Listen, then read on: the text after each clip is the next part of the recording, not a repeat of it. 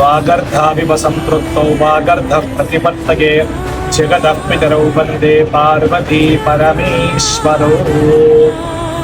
కాశీ క్షేత్రంలో మనం అనుకున్నటువంటి 12 జ్యోతిర్లింగాలు స్వరూపంగా 12 రోజులు రోజుకొక జ్యోతిర్లింగ స్వరూపంగా ఆ యొక్క శివుడు పరమేశ్వరుడికి అర్చన చేయడం జరుగుతుంది. మరి ఈ యొక్క 3వ రోజు ఈ రోజు ఉజ్జయిని మహాకాళేశ్వర స్వామి స్వరూపంగా మనం ఆ పరమేశ్వరుడికి అర్చన చేయడం జరుగుతుంది.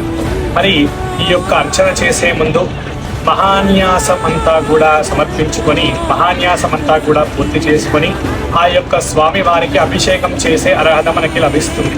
మరి ఈ యొక్క మహాన్యాసం అంటే ఏంటిది అని అంటే, మహాన్యాసము అని అంటే రావణాసురుడు రాసినటువంటి శివుడి మీద రాసినటువంటి శ్లోకాలు, ఈ యొక్క వేద మంత్రాలన్నీ కూడా ఆ యొక్క పరమేశ్వరుడికి చెందినటువంటిది. ఈ మహాన్యాసం అనేది ఆ పరమేశ్వరుడు ఏమని చెప్తాడు అంటే, నువ్వు రుద్రుడై కానీ నన్ను అర్చన చేసేటువంటి అర్హత నీకు రాదు అని చెప్పేసి అంటాడు.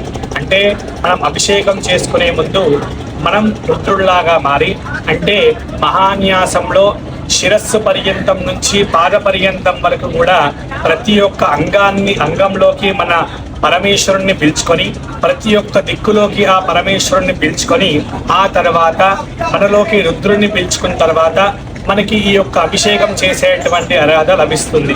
మరి ఈ యొక్క మహాన్యాస విశిష్టత చాలా ఉత్తమమైనది, చాలా ధర్మంతో కూడినటువంటి ఫలితం ఇచ్చేది ఈ యొక్క మహాన్యాసం. మరి మనందరికీ రావణాసురుడు వారు తెలిసే ఉంటారు కదా. సీత అమ్మవారిని వెతికినందుకు మాత్రం మనం వారిని రాక్షసుడిలాగా చూస్తున్నామే తప్ప వారు గొప్ప శివభక్తులు. వారు రాసినటువంటి శ్లోకాలు మంత్రాలే ఈ యొక్క మహాన్యాసం. ఈ యొక్క మహాన్యాసం చేసుకొని ఇప్పుడు ఆ శివుడికి అభిషేకం చేసుకున్నటువంటి అర్హత మనం పొందేసి ఇప్పుడు ఆ యొక్క పరమేశ్వరుడికి అభిషేకం చేసుకుంటున్నాం. భోలా శంకర భగవానికి జై.